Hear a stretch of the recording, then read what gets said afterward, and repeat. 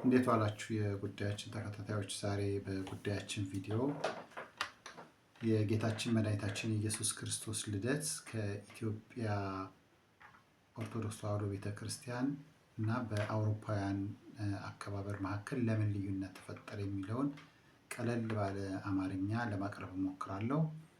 ብዙዎች እንግዲህ በውጭ ሀገር የሚኖሩ ወላጆች በተለይ በውጭ የተወለዱ ልጆች ሀገር ቤትም ያሉ ይጠይቃሉ፣ ለምንድን ነው የአውሮፓውያን አቆጣጠር ከኛ የተለየው በሚሉበት ጊዜ አንዳንድ ወላጆች በቃ የኛ አከባበር ይሄ ነው ብያለሁ ይሄ ነው ብያለሁ በሚል በቁጣ የሚመልሱ ወላጆችም ያጋጠሙኝ ጊዜ አለ።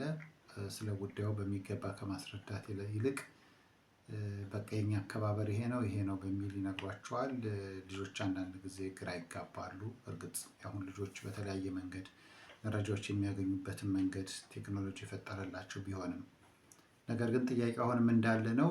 ብዙ ወላጆች በቃ የኛ በዓል አከባበር ይሄ ነው፣ ግን ይሄ ትክክለኛው ነው፣ ስለዚህ በዚህ ተቀበል ነው እንጂ ለምንድን ነው የኛ ከአውሮፓውያኑ የተለየው በሚል በሚገባ ምክንያታዊ በሆነ መልክ ለማስረዳት ሲቸገሩ አያለሁኝ።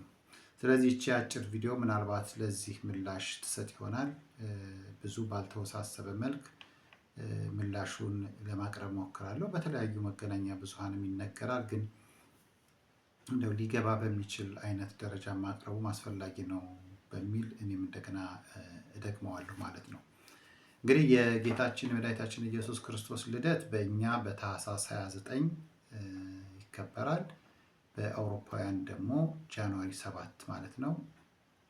በጃንዋሪ 7 ወይንም ደግሞ ታኅሳስ 29 ይከበራል በኢትዮጵያ እና በሌሎች ምስራቃውያን አብያተ ክርስቲያናት ወይም ኦርቶዶክሳውያን አብያተ ክርስቲያናት ማለት ነው። በአውሮፓ ግን ከታኅሳስ 24 በእነሱ ዲሴምበር 24 ዋዜማው ነው። ዲሴምበር 25 ወይም ደግሞ በእኛ ታኅሳስ 16 ይከበራል በየዓመቱ። ይሄ በዓል በተለይ የዘመን መለወጫውን የጃንዋሪ 1ን ወይም ደግሞ ጥር 1 በፈረንጆች አቆጣጠር ያለውን ጨምሮ ብዙ የበዓል ጊዜ ነው። በብዛት ብዙ መስሪያ ቤቶች ይዘጋሉ።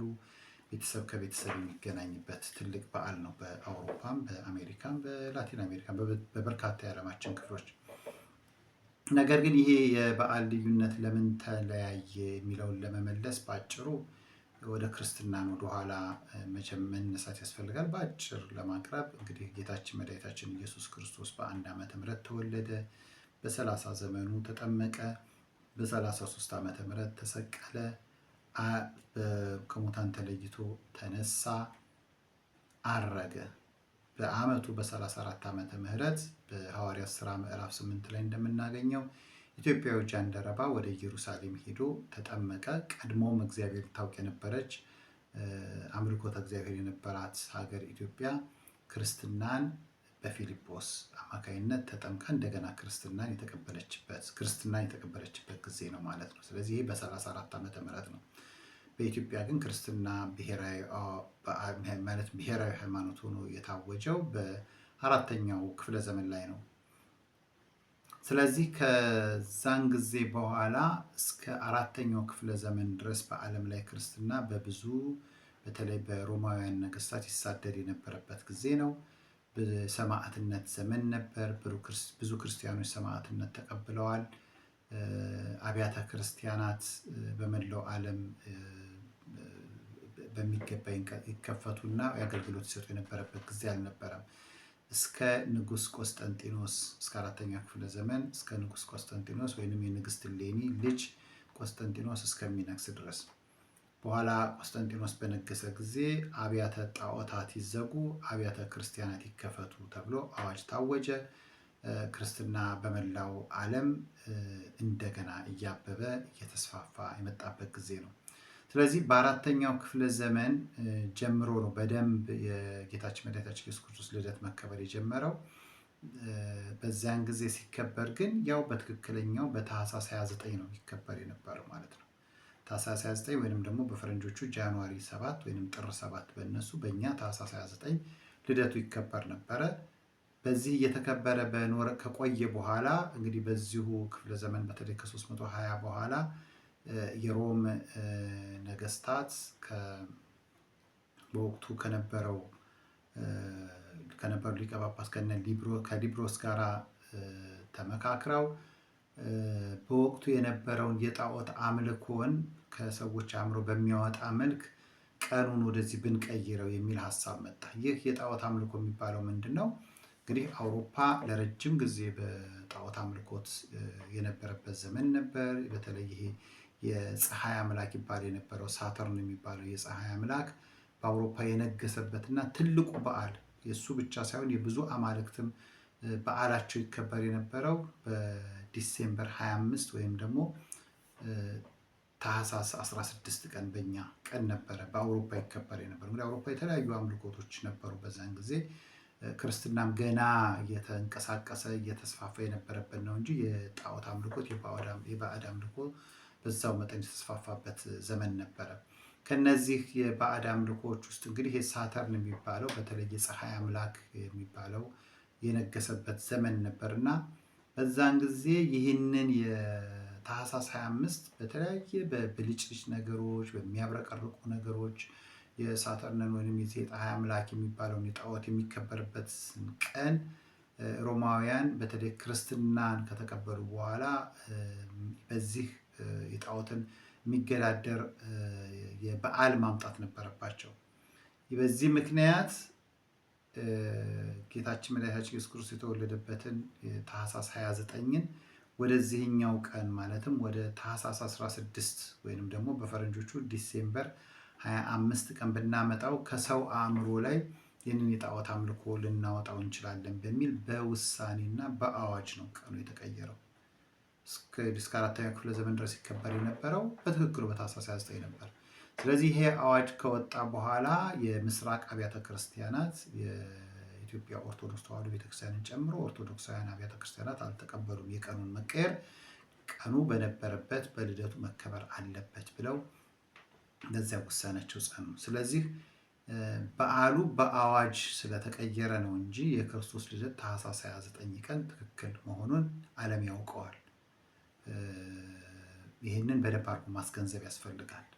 ለምን ያተቀየረ ከበጎ ሀሳብ ነው የጣዖት አምልኮን ከነሱ ለማውጣት ነው የሚለው ይሄ ሊያነጋግር ይችላል።